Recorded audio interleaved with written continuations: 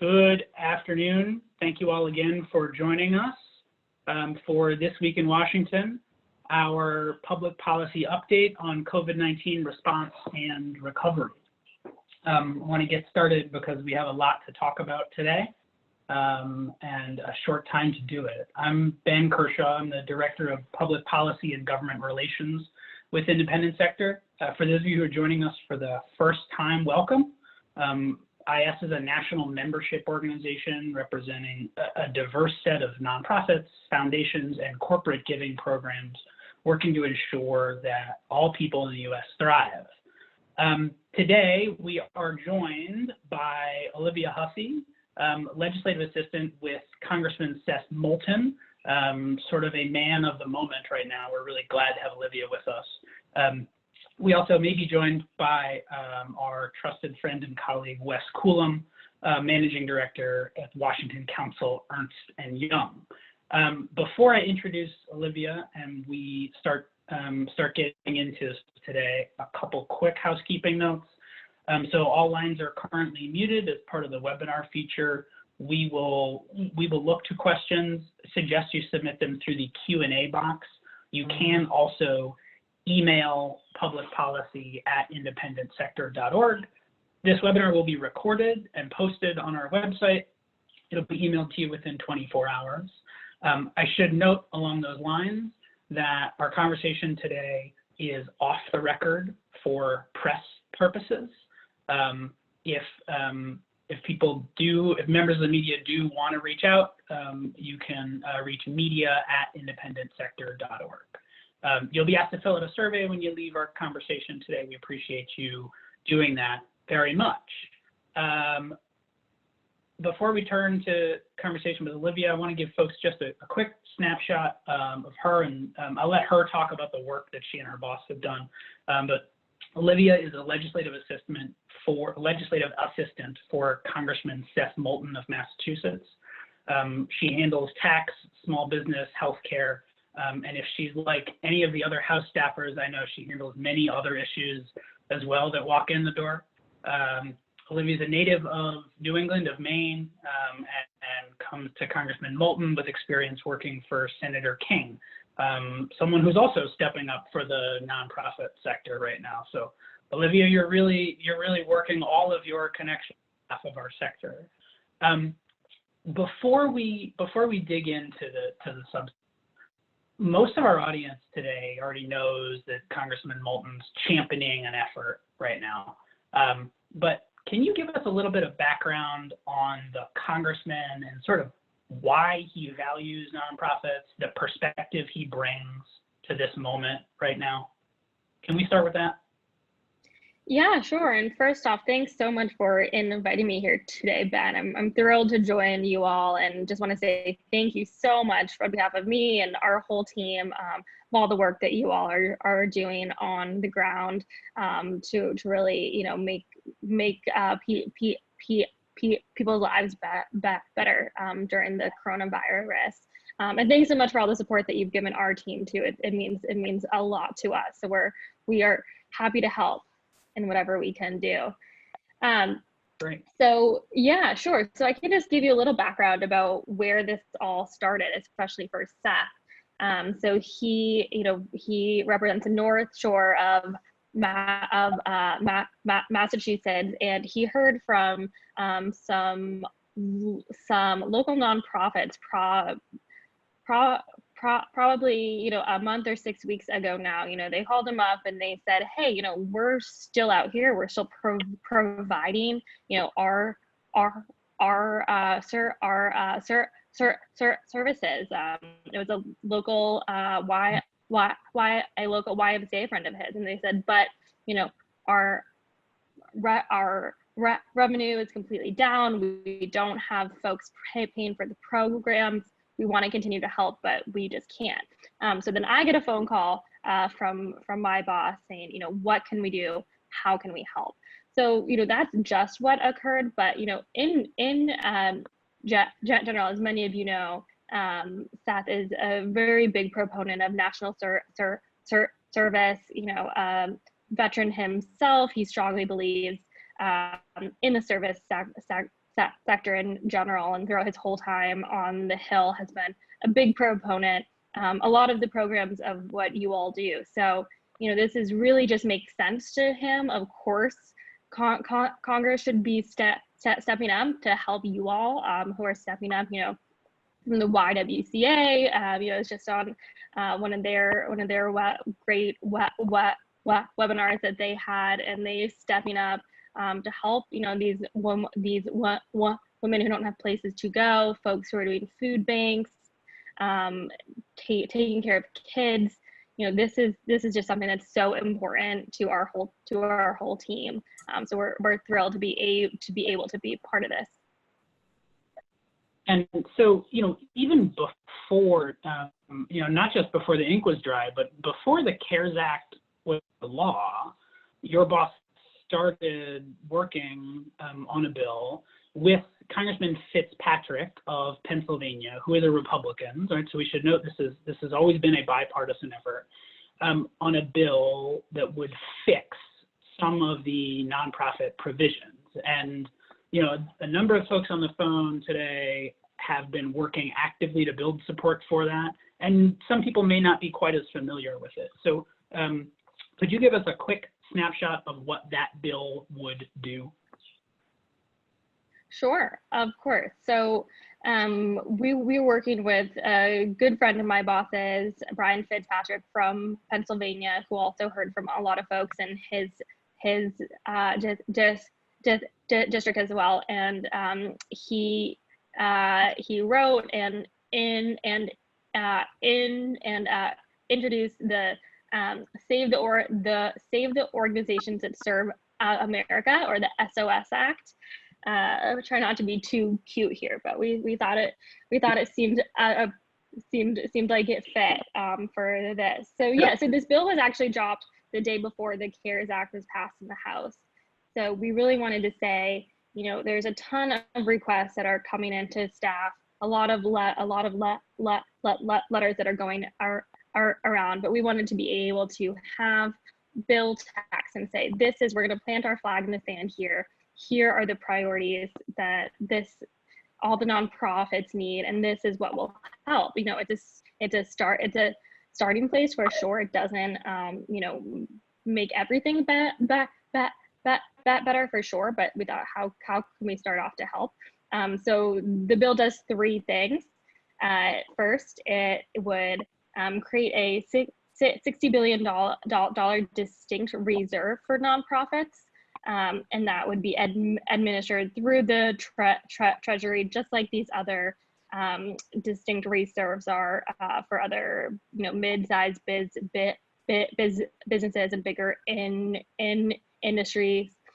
It would create a universal charitable deduction. At that point, the CARES Act had not passed. As we all know now, charitable deduction was created in that, but only but had a cap of $300 dollars. Our cap was, we didn't have a cap, and also it was retroactive to 2019. So with the extension of the tax filing deadline, it would allow folks to still have an incentive to donate now and still write that off. So that was really important and important for us to get that out as soon as we could. And then the last one is something that we've continued to advocate for, and that is the removal of the 500 employee cap for the PPP program for non-profits. We heard from a lot of you, you know, if you have a nonprofit that's 600 or 700 employees, there's just not a place to go to access that capital. So that was really where we wanted to start, and it's just built off from there. Got it. And you know, you mentioned that 500 employee cap. Again, I think people know that independent sector applauds that effort strongly. You know, I know your boss is well aware of this. It doesn't just apply to full-time employees. People who have part-time employees or contract employees also count towards that. Mm-hmm. So when we think about 500 employees, sometimes that feels like a big organization, but in fact, there are much smaller organizations who are getting swept up in that math. And you know, it's absolute, right? It's either 500 or it's 499. So really, really dire consequences. And so as part of your efforts to advance this bill and these policies, your bosses did something that we in the nonprofit policy advocacy world have been doing a lot of right now, which is a sign-on letter. Your sign-on letters, I think, carry a little bit more weight than ours do. And so you sent that letter to the Hill, you sent that letter to leadership yesterday. Can you talk a little bit about how that effort went and what sort of response that your boss and Congressman Fitzpatrick have gotten? Yeah, of course. So again, I have to say another huge thank you to this group and everyone who helped get that sign on. We sent it to the speaker and the minority leader last night. We had 144 bipartisan co-signers, which is fantastic. It is, in a time when, just since I've been on this call, I've gotten 6 new sign-on requests. So we're just getting bombarded with these all the time. So it's so easy for staffers and for members to not engage. And I think it really, speaks to the impact that you all are having, that we're going to be able to get across. So the reason that we wanted to do a letter in addition to a bill, we were having behind the scenes discussions with staff about our bill. How do we get it included in a CARES 2.0, coronavirus 4, whatever you want to call it. And we said, okay, let's write a letter. We have a few new priorities that we want to get in there that weren't in the bill, specifically as many of you are familiar with, the reimbursement for the unemployment insurance. So to get that increase, we wanted to say, this is another priority, wasn't included in the bill, and just be more specific about that. So we thought we would have a broad bill and say exactly, this is what we need to see in the next bill, and this is what it needs to look like. And you have 144 members who support that. But also it's so powerful to say, hey, we have these, 100 non-profit groups, from United Way and YMCA to small ones, on the coast of the North Shore, who all say this will help us. And I think the reason that this letter was able to cut through was because nonprofits are not, just another in industry that are, really just looking to be bailed out. You all are on the ground, and I think folks really saw that you need support because you're supporting the folks who are, trying to get through this. And then in terms of a response, I didn't answer the second part of your question.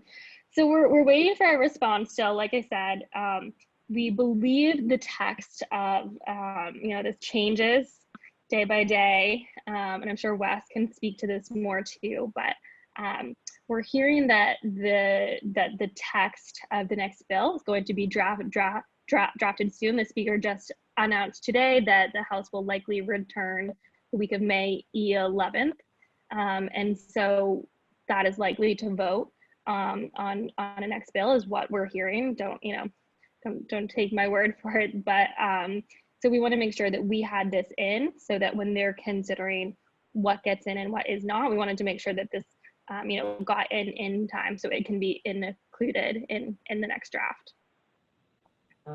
And you mentioned that you've gotten 5 or 6 requests to sign on today. I know you guys already extended that letter deadline and sent the letter, but you're not thinking about continuing to tack signatures onto it from here on out, are you? So on the House side, the letter has been sent. We are encouraging folks, we've had a few folks reach out just today saying that, like I said, they're swamped, they missed it, but they want to be supportive still. We're encouraging them to take the letter that we have done and just put their own boss's name on it and send it as well. So, this isn't a pride thing or anything for my boss at all. He just wants to get as many people to help as he can. So if folks want to take this and send it themselves, they can. I know there is an effort on the Senate side right now too, led by Senators King and Senators Langford to lead that there. So, you know, we're hoping for another bipartisan and really broad support on the other side of the Hill. Got it. And Olivia, you probably don't get our action alerts, but for people who do and who received a few emails from us about your boss's letter, they would have received one about this Senate letter roughly a couple hours ago as well. So with one click, a couple clicks, people can encourage their senators to join in. So you mentioned that the House was intended to come back next week. That's not happening. The target is the week after that. So how do you see the timing of this bill playing out in terms of when it gets released? You know, for folks who are listening in, you know, are conversations that they have with their members early next week, are those still live before a text gets locked down? How do you see that timeline working out? Yeah, I mean, I think that's the, you know, $2 trillion question, right? Of when this goes on. I would say yes, still contact your representative, your senator. If there's any connection that you may have, definitely still reach out. I mean, from my experience, this isn't locked in until it's passed. So I don't think, you know, there's a point when it's too late to continue to advocate and have these conversations. I think now, especially, you can use this letter that we have and go back to these folks and say, hey, look how many folks that we have signed on. Look how many people care about this. And actually next week is a fantastic time to use this and go back to them. So I think that's really smart. I think, you know, and even if we don't get all of the priorities that we want included in this, you know, CARES 2.0, even if we just get some of them, then we can continue to advocate for them. You know, this is something that my boss is very personally invested in, and I know we'll continue to advocate for even past May 11th. Got it. And so last question before maybe I give you a chance for any other plugs or closing remarks, Olivia. But Capitol Hill is such a location-driven place. How are you finding it to try to do staff work not in the hallowed halls of the Capitol? How's your office working through that? How are advocates? What's most productive for conversations with you? How are you hanging in there? Yeah, great. It's actually has not been too bad. I think it definitely varies case by case. Our office, thanks to Seth, has been very technologically advanced since he got to the Hill 6 years ago now. I think he was the first office to bring Slack to the Hill. He had to get it all approved. So we've been on Slack for a long time. We have daily team video calls before this. And we were actually one of the first, if not the first offices to go to work from home, work remotely. So, for us, we've maintained really good lines of communication and, just not all together. It definitely has been hard. It's flying season this spring when a lot of groups like yours come down and see me. So that is really hard to miss that. I have appreciated though all the advocates who still set up calls with me. I think sometimes it's such a busy time that emails tend to get lost. So my advice, if you're trying to get through to someone, say, hey, can we just set up 10 minutes to talk and set up a phone call? And I think usually I found that even me as a staffer, when I'm trying to talk to other groups or staff, just jump on the phone. It does not take long, and also it's nice to talk to someone besides your cat, right? Amen. Yeah, for sure. So if you have time for one last question, we did have a good question come in from our trusted colleague at the Colorado Nonprofits Association. Within the last couple days, this Department of Labor guidance has made our sector's concerns about fixing the unemployment insurance reimbursement rate for self-insuring nonprofits sort of even more urgent and dire. So I'm just curious if you've been hearing from folks in Massachusetts about it in the last week, or if you have any particular sense of what the reaction on that provision is specifically. Great question. It's something we've been following very closely as well. It's, of course, was one of the things that was not included in the SOS Act, is included in the letter that we sent last night to really increase this reimbursement rate. I think we are hearing about it from a lot of folks, so I think that's good. If I'm hearing about it, I'm sure folks, on the committees of jurisdiction and in the agencies are hearing about it too. But as I learn more, I wish I had a better answer on this. But as I learn more, I'm more than I can share that with Ben, and Ben, I'm sure you can share it out too. Thank you, Olivia. We would really appreciate that. So you've been very generous with your time, and time you spend with us is, I know, time that you can't spend working on our behalf. And so we again want to thank you, Olivia. Please send our heartfelt thanks to Congressman Moulton for really stepping up and leading such an effort. We're incredibly grateful for your work and your time, Olivia. Thank you. Thank you so much. It's been really, it's been such a pleasure to work with all of you. I feel very grateful to be involved in this. And Ben, please, you can share my contact information with folks as well. I'm happy to jump on the phone, or if anything else pops up, or if folks have ideas, please feel free to contact me. And again, thanks so much for the work that you all are doing. Likewise. Hang in there, Olivia. Right. Thank you again. Thanks so much. Bye. Bye. So we've also been joined by Wes Coulam. As I mentioned, Washington Counsel Ernst & Young, our trusted friend and partner. Wes, I didn't say many bad things about you before you joined, no more than usual.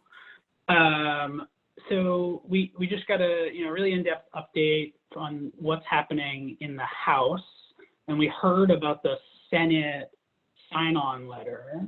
Can you give us a sense of what else you're hearing maybe out of the Senate about opportunities for the sector and or timeline going forward on this next bill? Yeah, thanks, Ben. Sorry, I had a little trouble getting in to the call, so glad to join. Yeah, so Olivia did a great job kind of laying out what's happening on the House side. They're coming back on the 11th now, a week after the Senate.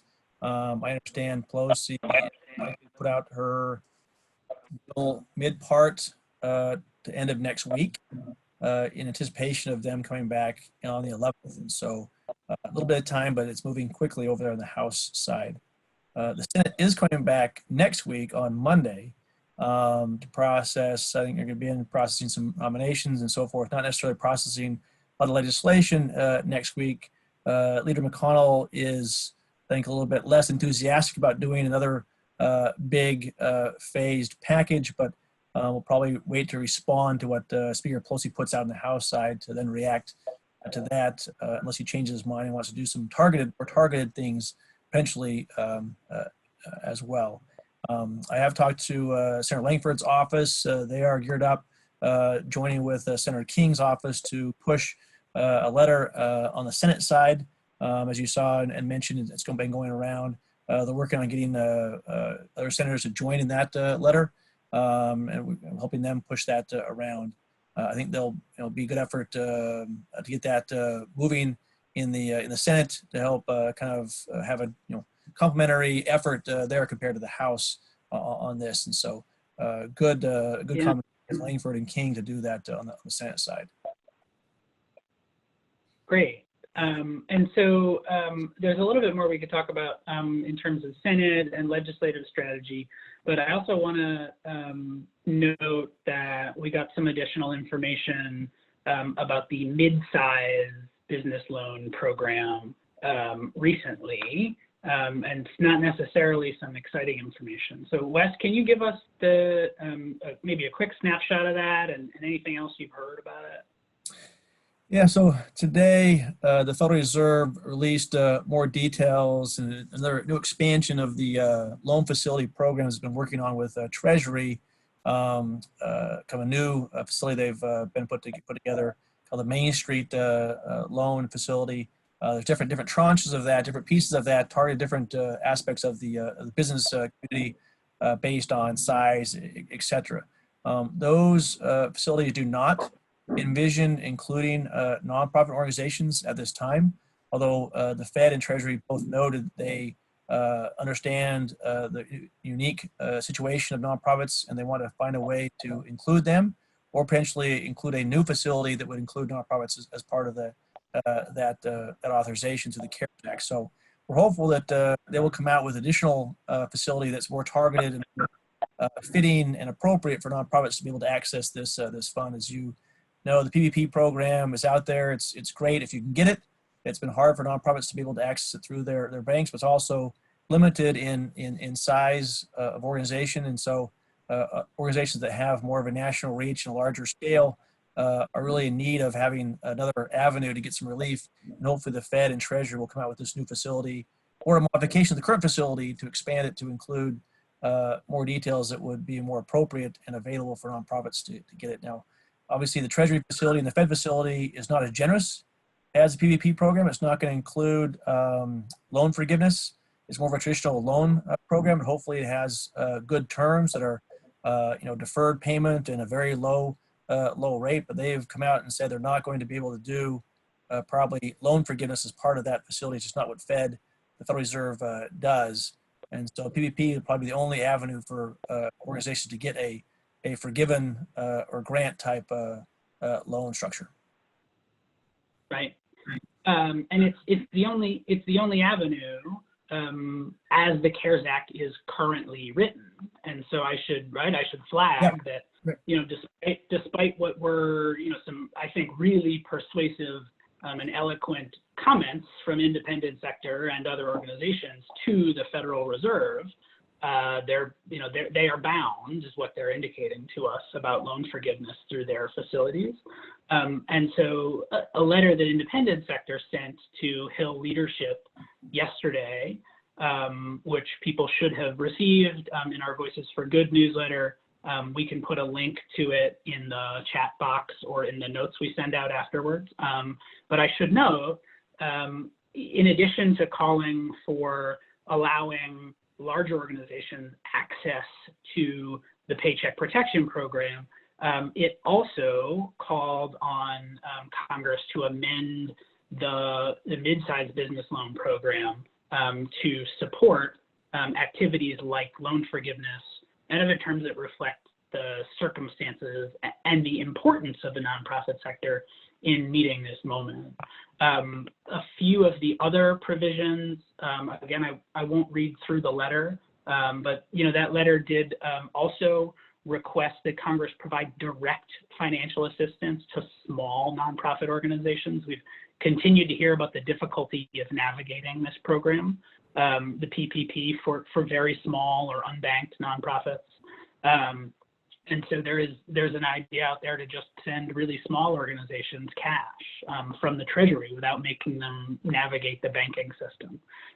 That letter called for strengthening charitable giving incentives, fixing the unemployment insurance issue that we spoke about recently, increasing the volunteer mileage rate. Volunteerism is really imperiled by the current crisis, and nonprofits are depending on volunteers.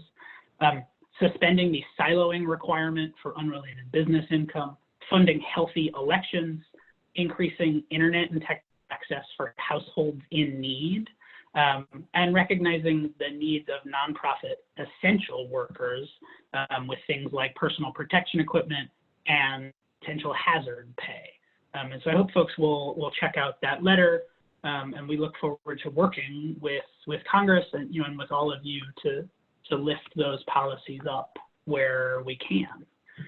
I want to take a couple questions. I know we are at 2:30, and as I take these questions, I will note that this policy education event is open to all, not just to IS members, because of the urgency of the moment we're in. But boy, would we love to have all of you as members of the independent sector community. We've been really gratified to have a number of new members or returning members over the past few weeks, and that really cheers up those of us, at least in the policy department, I know, to see that response. So thank you for that. We have a question about CARES Act implementation, specifically about the fine details in loan forgiveness and meeting SBA requirements on this documentation. I would just respond to Jody Burns about that I'd encourage you to check out the CARES Act navigation tool on the independent sector website. We believe it has the latest information, even though much of that information from Treasury is not yet complete.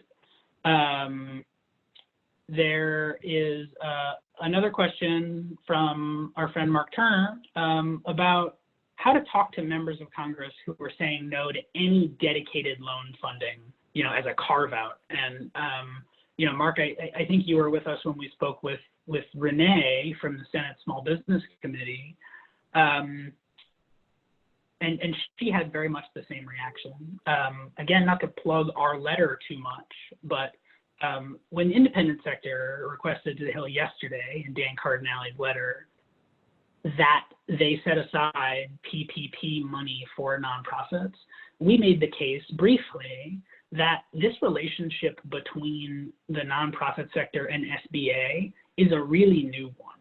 And a lot of the application terms, a lot of the concepts, don't translate one-to-one from nonprofits to SBA speak and SBA processes. And I think that, that's an understatement. And so without setting aside dedicated money for this new relationship, nonprofits are getting left behind. That's the case we've been making. Obviously, it's not an argument that has succeeded yet, but that is how we're thinking about it. Other question about the timeline, extending beyond 8 weeks of PPP. I think that's an interesting question that we'd be happy to look at further. I appreciate that question, Adam. And so we are a few minutes past 2:30, and we do want to respect everyone's time. We know how busy all of you are, and we know that joining us every week is a lot of time, and so we don't want to take up too much of your precious time, whether your time is spent advocating to policymakers or serving our community's most urgent needs right now. So regardless of what you're doing when you're not with us, thank you for that work. Thank you for taking the time to join us today. And we look forward to being with you all next week at 2 p.m. You can register now. Our guest will be Catherine Dean from the YWCA. And we will be digging into the latest and greatest from Capitol Hill, as well as elections and what nonprofit advocacy can do around supporting healthy elections. So join us next week at 2 p.m. Thank you all very much. Thank you, Wes. Thank you, Congressman Moulton. Go get them, everybody.